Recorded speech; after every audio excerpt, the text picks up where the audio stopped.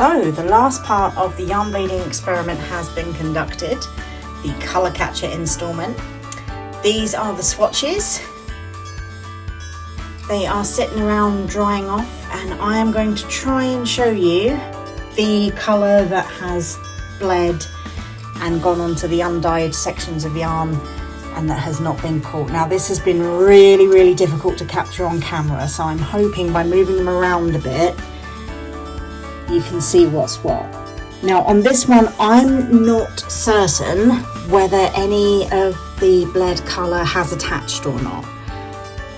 It does kind of feel like this undyed yarn has a yellow cast to it compared to the others, but the others all definitely have bleed on, and the yarn is kind of a yellowish natural colour anyway. So it's a bit tricky. I do happen to have a spare swatch over here that has not been blocked at all, so that's the undyed next to the lither, and you can see it's really close. If there is any bleeding on that undyed yarn on lither, I certainly wouldn't notice it on a knitted project. So I can't say for certain on that one. The other four, definite bleeding on all of them. So if I pull these tails out to the side, you can see here there is a purpley cast. Just kind of, it's really subtle.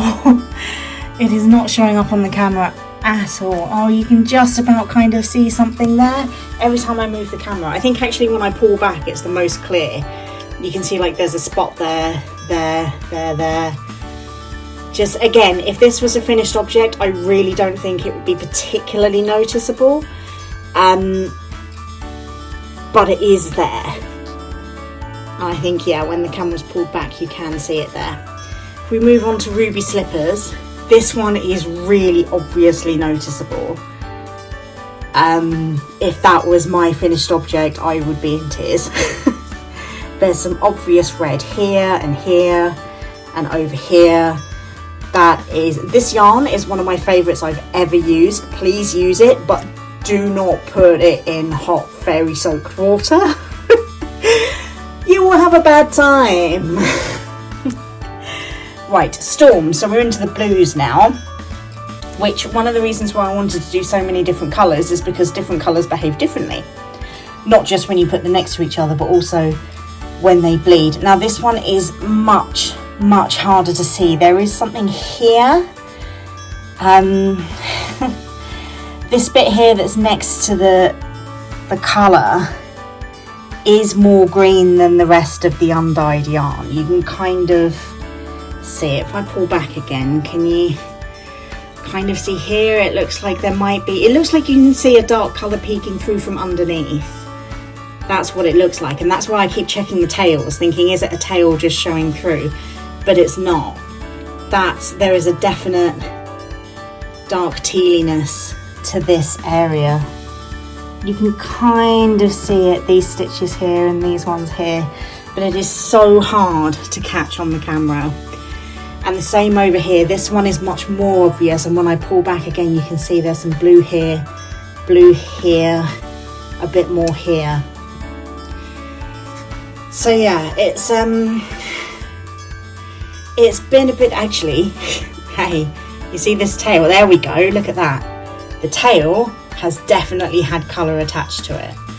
You can see that when you compare it. And actually, where's my leftover swatch? If I start putting that next to things and pulling back, you can see it's just got a different colour to it. I mean, none of these are particularly horrendous bleeds. This one is very obvious when you see, but the other four they're fairly subtle. I think the colour catchers did do something, they just didn't do enough.